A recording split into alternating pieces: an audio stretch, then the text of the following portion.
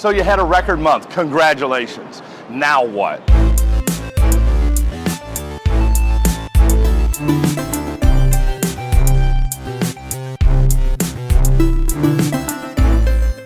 I'm Tim Kintz, and I'm here in New York City, down on Wall Street. I got the New York Stock Exchange behind me. Man, it's where all the action, all the activity, it's where they make the magic happen when it comes to the stock market. You know, you think about all the stockbrokers in there and all the information they look at. You know, it's information is power. The more they know, they're looking at things like commodities and futures and estimates that businesses are giving on their future earnings. They're looking at consumer confidence. They're looking at all these things that I call leading indicators, right? Those are leading indicators on where the stock market's going to be in the future.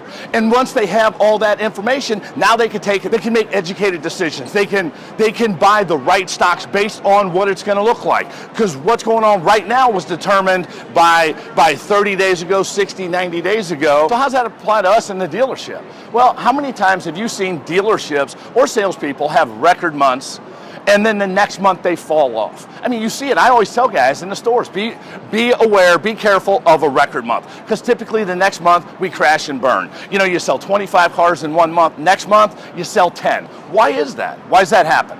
Well, I mean, there's a lot of reasons. Look, and you always hear guys say, well, it's because they got lazy, or they were comfortable because they made a bunch of money and they just kicked back. Look, some of that is, but the reality is when you have a record month, it takes a lot of work, doesn't it? I mean, you think about it. How many deliveries you got? If you sell 25 cars, how many deliveries you have? You got 20, 25, maybe even more deliveries if you have split deals. You've got a stock in trades, you got WEOs you got to chase down, you got STIPs you got to chase down. So what don't you have time to do when you're selling 20, 25 cars a month?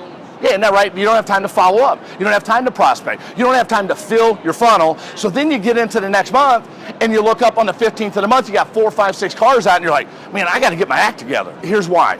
It's because we have the leading and lagging indicators in a dealership.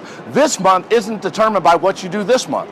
This month is determined by what you did the last 30, 60, and 90 days. The leading indicators this month is a lagging indicator of what you did the last 30, 60, and 90 days. So realize this.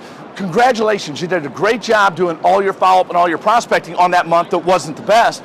But that's going to not affect this month. You're going to get a little bit of pop out of it, but really it's going to give you a good next month and a good next and the next. What you do now is going to determine what the next 30, 60, 90 days, even more is going to be. So if you have a bad month, don't look at it and say, I had a bad month. No, you didn't have a bad month. You had a bad 30, 60, 90 days ago. So if you want to have a good, say, August, you need to make sure that June, July, you're doing all your activities. You're doing your follow-up calls. You're sending out your 20 emails, 20 texts. You're filling your funnel.